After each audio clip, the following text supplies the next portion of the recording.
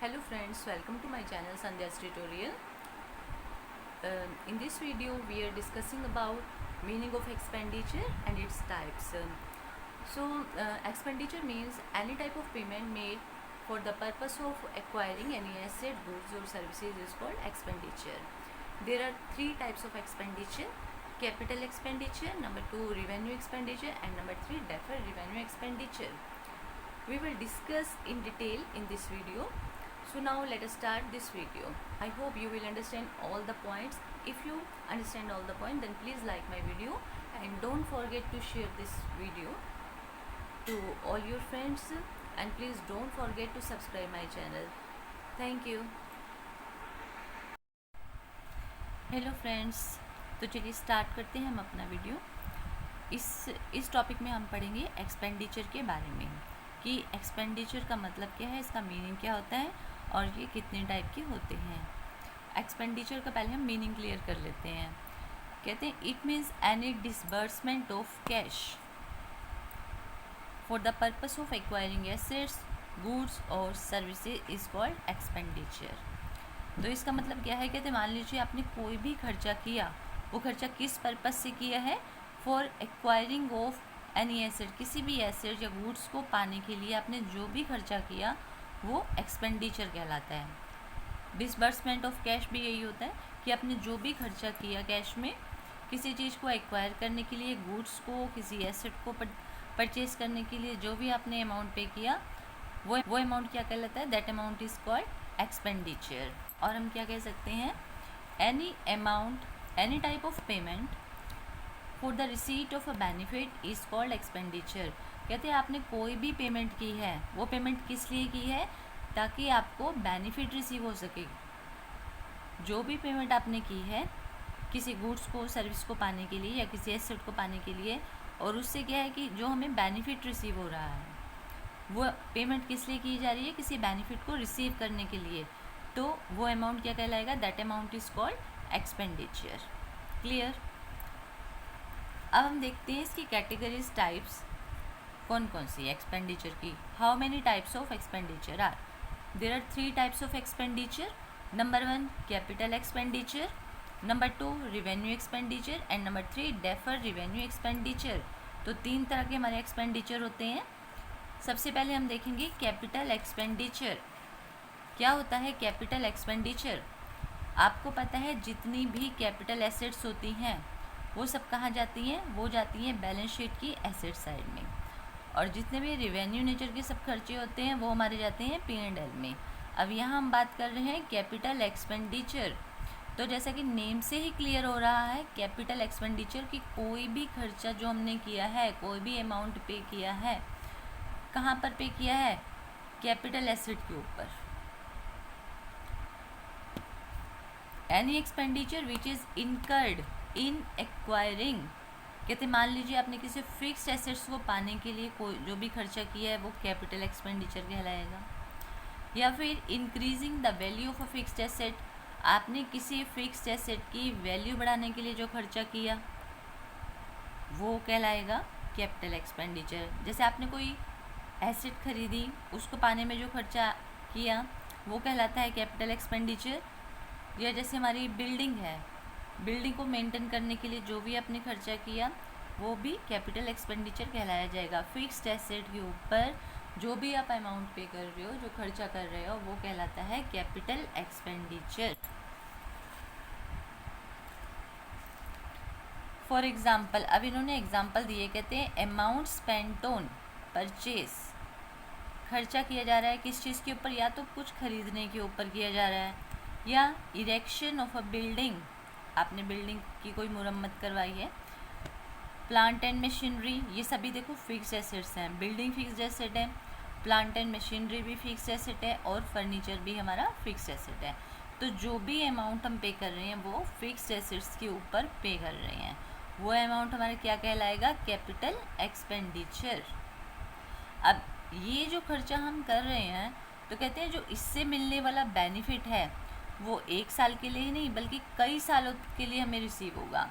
यानी कि खर्चा तो हम आज कर रहे हैं, लेकिन इससे जो मिलने वाला बेनिफिट है वो आगे आने वाले कई सालों तक हमें रिसीव होगा। क्योंकि ये फिक्स्ड एसेट्स हैं और इनसे जो बेनिफिट रिसीव होगा वो कई सालों तक हमें रिसीव होगा। Benefit such expenditure yields benefit over a long period. तो कहते हैं ये बेनिफिट जो है ये हमें कई लंबे समय तक रिसीव होगा इससे। And return in asset side, और इस तरह का खर्चा कहाँ पर जाता है, ये जाता है कैपिटल एक्सपेंडिचर, ये जाता है हमारा बैलेंस शीट की एसेट साइड में। नेक्स्ट आता है हमारा रिवेन्यू एक्सपेंडिचर। अब रिवेन्यू एक्सपेंडिचर क्या है, कहते हैं any expenditure full benefit of which is receive during one accounting period. अब रिवेन्यू एक्सपेंडिचर कहते हैं जो ऐसा खर्चा जिससे मिलने वाला जो बेनिफिट है वो सिर्फ एक अकाउंटिंग पीरियड के लिए ही रिसीव होगा, ये रिवेन्यू नेचर का है। तो रिवेन्यू नेचर की जो सारी आइटम्स जाती हैं वो कहाँ जाती हैं, हमारी P&L की क्रेडिट साइड में। जो इनकम रिसीव होती है वो वहाँ पर जाती है। अब ये खर्चा है तो कहाँ जाएगा, रिवेन्यू नेचर का P&L की डेबिट साइड में जाएगा। जो इनकम रिसीव होती है वो क्रेडिट साइड में आती है P&L की, और जो ये खर्चा है ये कहाँ पर जाएगा, ये डेबिट साइड में जाएगा। तो कहते हैं कि जो हम रिवेन्यू एक्सपेंडिचर करते हैं, रिवेन्यू नेचर का कोई भी खर्चा हम करते हैं, उससे मिलने वाला जो बेनिफिट है वो सिर्फ एक अकाउंटिंग पीरियड के लिए ही होगा। और ये कहाँ पर होता है, ट्रेडिंग अकाउंट की डेबिट साइड में, in trading and profit and loss account debit side. तो इससे क्या होता है, कहते हैं जो आप खर्चा कर रहे हो ये किस लिए हो रहा है, doesn't result in increasing the earning capacity of the business. कहते हैं रिवेन्यू नेचर का जो खर्चा किया जाता है उससे कोई अर्निंग कैपेसिटी नहीं बढ़ती बिजनेस की, कोई भी अर्निंग कैपेसिटी बिजनेस की नहीं बढ़ती। ये जो खर्चा किया जा रहा है ये किस लिए किया जाता है कि जो हमारे पास एसेट्स हैं उस टाइम उनको हम मेंटेन करने के लिए कर रहे हैं, ना कि उनकी लाइफ बढ़ाने के लिए वो खर्चा किया जा रहा है। उसका सिर्फ उस टाइम के लिए मेंटेन किया जा रहा है। Only helps in maintaining the existing earning capacity of the business. Only helps in maintaining, उसको कायम रख सकें, the existing earning capacity of the business. कहते हैं ये जो रिवेन्यू नेचर का खर्चा है इससे हम कोई एसेट वगैरह नहीं खरीदते, इसमें कोई भी एसेट वगैरह नहीं खरीदी जाती। Never purchase assets by this expenditure. लेकिन कैपिटल एक्सपेंडिचर के केस में क्या होता है कि हम वहाँ पर कोई एसेट परचेज कर लेते हैं for acquiring any fixed asset. लेकिन रिवेन्यू नेचर का खर्चा एक ही अकाउंटिंग पीरियड के लिए होता है, और इसमें क्या होता है कि जो एग्जिस्टिंग जो हमारी जो बिज़नेस की जो अर्निंग कैपेसिटी है उसको हम मेंटेन करने के लिए खर्चा कर रहे हैं, ना कि कोई एसेट वगैरह इसमें परचेज की जा रही है। और ये कहाँ पर दिखाया जाता है, P&L की डेबिट साइड में दिखाया जाता है। और जो कैपिटल एक्सपेंडिचर है वो कहाँ दिखाते हैं, वो बैलेंस शीट की एसेट साइड में दिखाते हैं हम।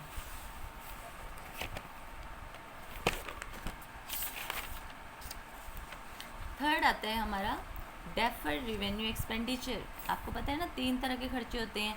पहला हमने पढ़ा कैपिटल एक्सपेंडिचर, दूसरा पढ़ा revenue expenditure, and the third one is deferred revenue expenditure.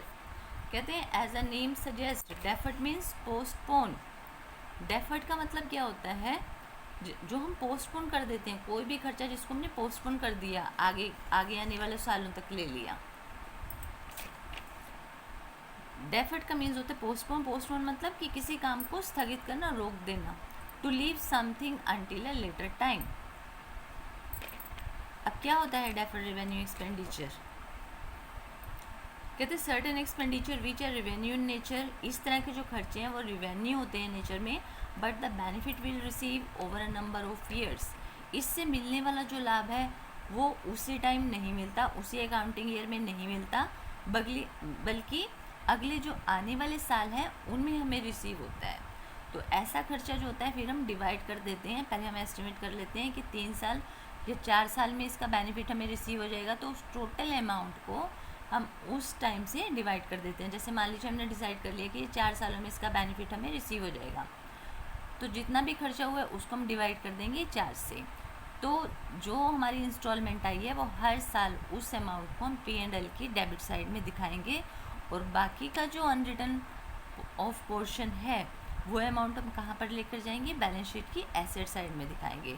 एक एक पोर्शन हम कहाँ दिखाते रहेंगे हर साल, वो P&L की डेबिट साइड में जाता रहेगा, और बाकी का जो बचा हुआ पोर्शन अमाउंट है वो जाएगा बैलेंस शीट की एसेट साइड में। तो ये कहलाता है डेफर्ड रेवेन्यू एक्सपेंडिचर, यानी कि वो खर्चा जो हमने एक ही साल में जिसकी पेमेंट नहीं दिखा दी, पूरा का पूरा खर्चा वो हम उसी साल के P&L में नहीं दिखाते, बल्कि एक सर्टेन अमाउंट को ही हम P&L में दिखाते हैं। हम पहले से एस्टिमेट कर लेते हैं कि जो इससे मिलने वाला बेनिफिट है वो कितने सालों में रिसीव होगा।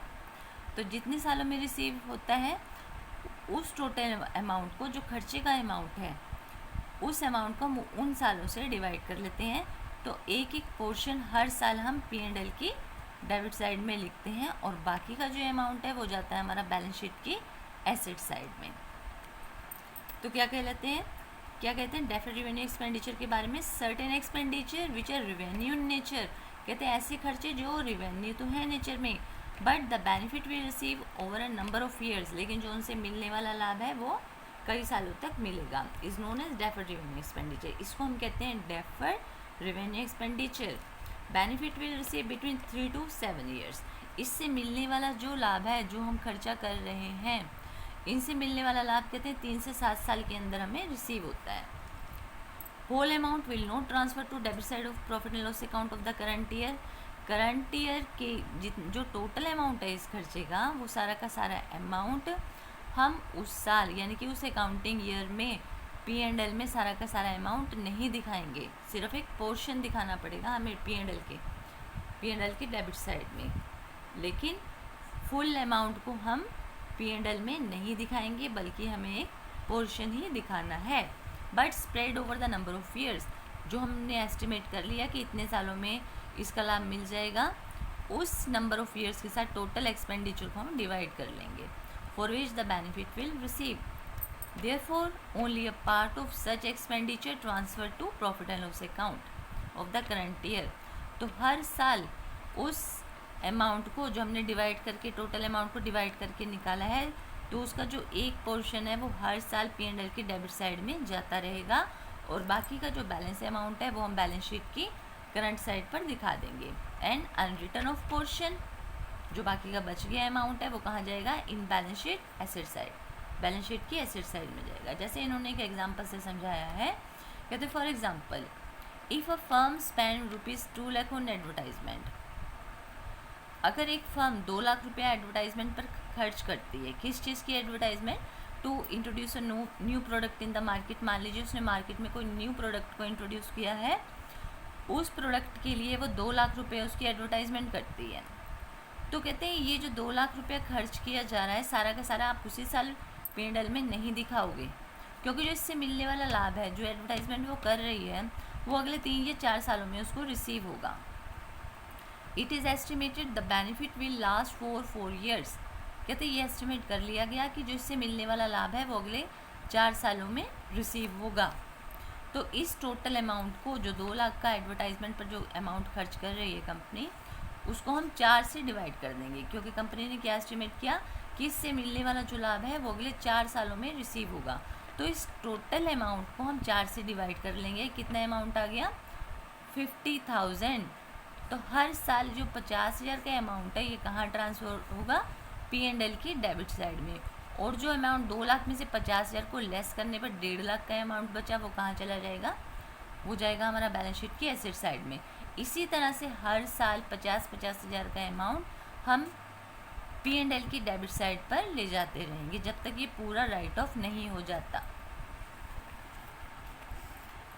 अनरिटर्न ऑफ अमाउंट जो है 1.5 लाख का, वो कहाँ चला गया, बैलेंस शीट की एसेट साइड में, पहले साल में चला गया, ये बचा 1.5 लाख। अब इस 1.5 लाख में से 50,000 लेस कर दिए, क्योंकि 50,000 कहाँ चले जाएंगे, P&L में, बाकी बचा 1 लाख। ये 1 लाख सेकेंड ईयर में कहाँ चला जाएगा, बैलेंस शीट की एसेट साइड में। फिर इस 1 लाख में से 50,000 कहाँ चले गए, P&L की डेबिट साइड में, और बाकी जो 50,000 बचे वो चले जाएंगे बैलेंस शीट की एसेट साइड में। 4th ईयर में क्या होगा, जो 50,000 बचे हैं वो सभी 50,000 P&L की डेबिट साइड में दिखा देंगे। अब कुछ अमाउंट नहीं बचा, तो 4th ईयर बैलेंस शीट में दिखाने की कुछ भी ज़रूरत नहीं है, क्योंकि इस तरह से 50,000 करके हमने सारा अमाउंट प्रॉफिट एंड लॉस की डेबिट अकाउंट में, डेबिट साइड में हमने ट्रांसफ़र कर दिया। तो इस तरह से हमने जैसे दिखाया कि 2 लाख, पहले हमारे पास 2 लाख का अमाउंट था, 4 साल में हमने डिवाइड कर दिया था कि जो मिलने वाला एडवर्टाइजमेंट से जो मिलने वाला लाभ है वो अगले आने वाले 4 सालों में मिलेगा। तो हमने इस 2 लाख को डिवाइड किया था 4 से, तो कितनी इंस्टॉलमेंट बन गई थी 50,000 की। तो पहले साल में क्या दिखाएंगे हम कि 2 लाख में से 50,000 कहाँ चले जाएंगे P&L में, बाकी के जो 1.5 लाख हैं वो कहाँ चले जाएंगे हमारे बैलेंस शीट की एसेट साइड में। ये 1.5 लाख बचा। अब इस 1.5 लाख में से 50,000 कहाँ चले गए P&L में, बाकी कितने बचे 1 लाख। 1 लाख कहाँ जाएंगे बैलेंस शीट की एसेट साइड में।